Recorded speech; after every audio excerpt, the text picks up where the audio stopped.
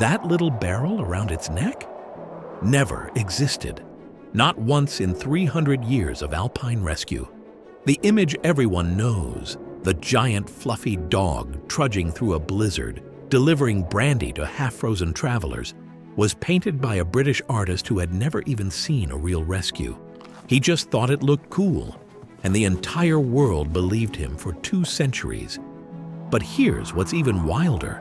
The real Saint Bernard, the one that actually saved over 2,000 human lives, looked almost nothing like the dog you're picturing right now, and the decisions humans made trying to improve the breed.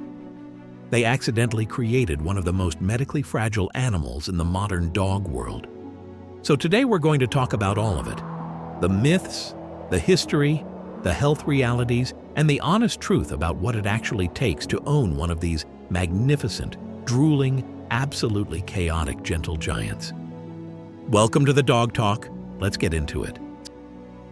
Let's set the scene. It's the winter of 1800.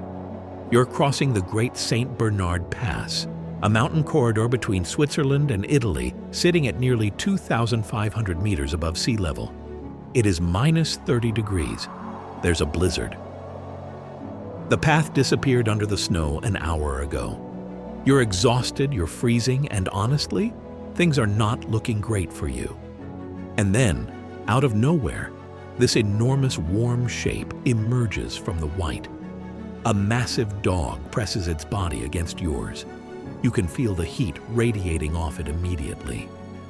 A few minutes later, monks appear behind it with food and supplies. You just got rescued by a Saint Bernard. For nearly 300 years, the monks of the Hospice du Grand Saint Bernard used these dogs as a living search and rescue system. No GPS, no helicopters. Just a dog with an extraordinary nose, capable of detecting a human buried under meters of compacted snow, and the instinct to go find them. Over that period, they saved more than 2,000 lives. That's not a legend. That's documented history. Now, about that barrel. A British painter named Edwin Landseer made a romantic painting in 1820 showing 2 Saint Bernards rescuing a fallen traveler. He added a small barrel on one dog, presumably because he thought it made the scene more dramatic. He was right. It looked amazing. The problem is that it was completely made up. The actual dogs wore rescue vests with food and water. And here's a fun medical fact. Giving brandy to someone with severe hypothermia would actually speed up their death because alcohol pushes blood toward the skin and away from the organs, making you lose heat faster. So not only did the barrel never exist, if it had, it would have been a terrible idea. But the painting spread everywhere. And 200 years later, we're still explaining this.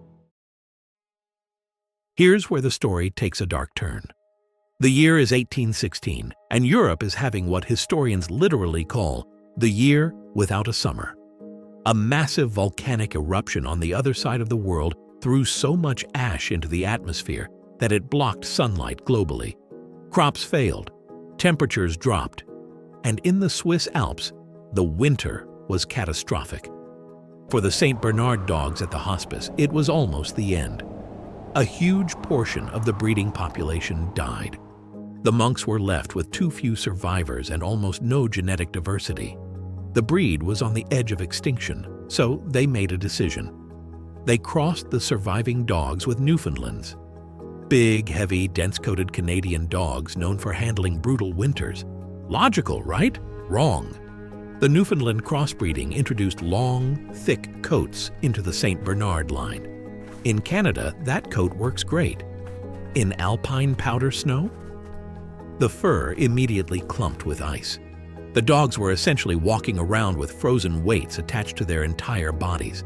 Their mobility collapsed. They couldn't do search patterns anymore.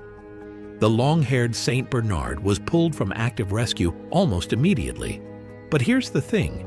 The genetic changes didn't go away. The heavier bone structure, the greater mass, the completely different body type. It was already in the gene pool.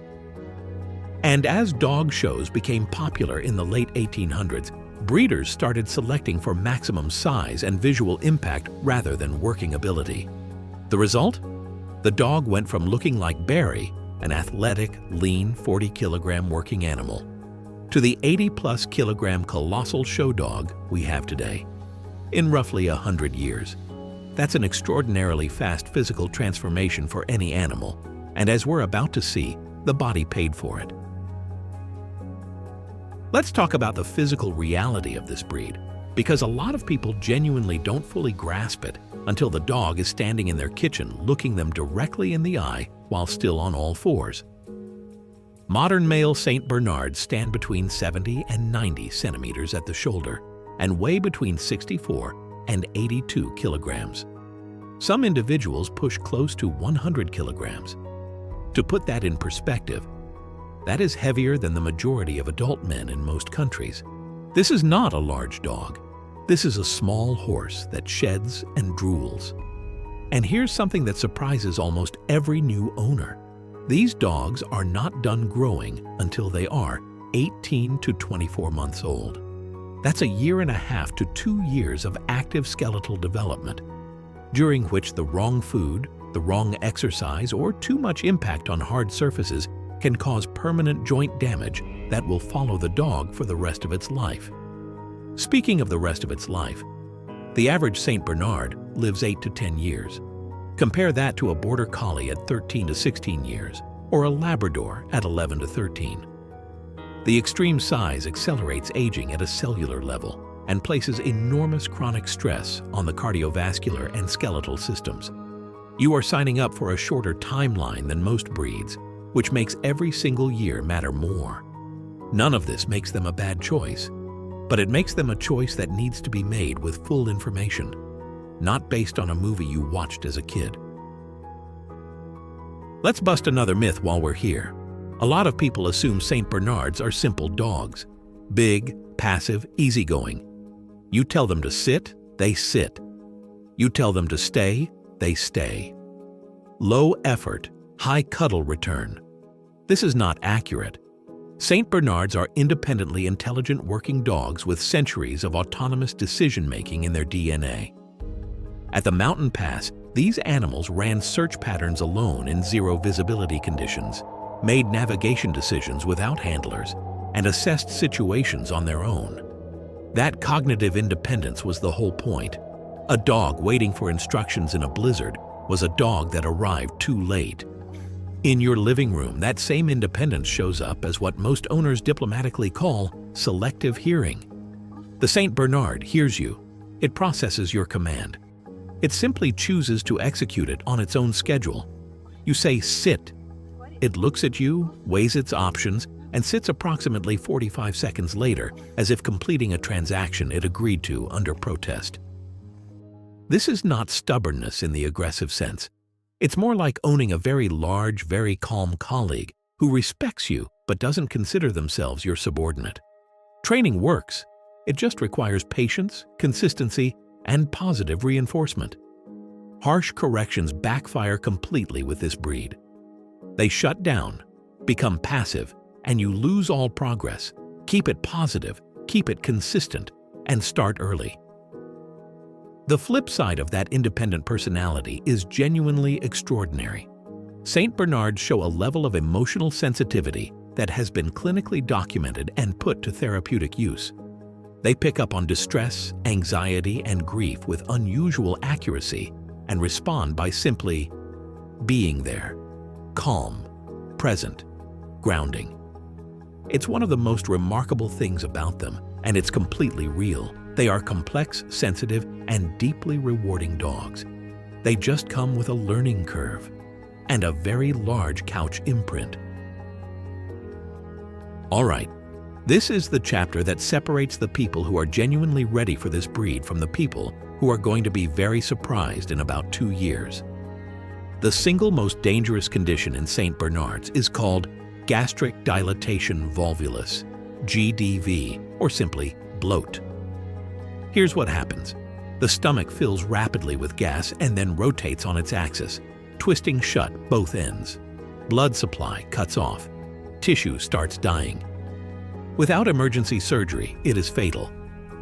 And it can go from the dog seems a bit uncomfortable to life-threatening in under 6 hours. Deep-chested giant breeds are the highest risk group, and St. Bernards are right at the top of that list. Managing this risk means following some rules that sound odd until you understand the science behind them. Elevated food bowls are banned. They actually increase the rate at which dogs swallow air while eating, which raises GDV risk significantly. Your dog needs to rest for an hour before eating and 2 to 3 hours after every meal before any exercise. This is not a preference, it is a medical protocol. Beyond GDV, the breed has elevated rates of bone cancer, hip and elbow dysplasia, heart conditions, and eye problems where the eyelid rolls inward and rubs against the cornea. Ethical breeders health test for all of these before breeding, which is part of why well-bred puppies cost between £700 and £1,500 in the UK or $500 to $2,000 plus in the US. That's the entry price. Emergency GDV surgery alone can run $3,000 to $7,000. This is not meant to scare you, it's meant to prepare you. Because the people who end up surrendering these dogs to rescue organizations are overwhelmingly people who love the dog but didn't see the financial reality coming. In the US right now, St. Bernard rescue organizations are stretched thin because of exactly this pattern. Know what you're getting into, budget for it, and please, for the love of everything, get pet insurance from day one. Food. Let's talk about food. Feeding a St. Bernard is not complicated in concept, but it is extremely specific in execution, especially during the first 2 years of life. The instinct of most new giant breed owners is to feed a big, fast-growing puppy as much high-calorie food as possible. It's a big dog. It needs a lot of fuel, right? This is exactly the wrong approach. Rapid growth in a puppy whose skeleton is still forming puts mechanical stress on developing bone and cartilage that directly causes orthopedic disease. You can feed your puppy into joint problems that will affect it for the rest of its life. Giant breed puppy formulas exist specifically to prevent this. They deliver controlled growth rates, the right calcium to phosphorus ratios, and nutrient profiles engineered for large skeletal development. These formulas are not optional. They are the standard of care for this size class, and they run until 18 to 24 months of age. After that, the adult feeding protocols connect directly back to the GDV management rules we already covered. Divided meals, no exercise immediately before or after eating, bowl on the floor, fresh water always available. And yes, the monthly food bill for a properly fed 80-kilogram dog on quality giant breed food is real money. This is a recurring cost that should be in your budget before you ever bring one of these dogs home, not something you figure out afterward. Here's a fact that most people don't know, and that St. Bernard enthusiasts find genuinely bittersweet. The modern St. Bernard no longer works in alpine rescue. At all. It's not a ceremonial retirement. It's a practical one. The dog became too large. Modern mountain rescue is built around helicopter evacuation and rapid terrain deployment. And an 80-kilogram dog simply cannot participate in that system efficiently. The search patterns that Barry ran across open alpine snowfields in 1800 require agility and sustained aerobic endurance that today's showbred St. Bernard, with its extreme mass, cannot match at operational standard. Today, alpine rescue teams use Belgian Malinois, Border Collies, and German Shepherds. Lighter, faster, more aerobically capable. The St. Bernard's mountain chapter is closed, but something interesting happened in its place. All the qualities that made the breed unsuitable for modern mountain rescue, the calm, the weight, the profound emotional sensitivity, made it almost perfectly suited for animal-assisted therapy. Foundations working with St. Bernards in hospitals, nursing homes, psychiatric facilities, and rehabilitation centers have documented genuine therapeutic outcomes. Patients dealing with anxiety, grief, trauma, and cognitive decline respond measurably to the grounding physical presence of a calm, empathetic giant dog lying next to them.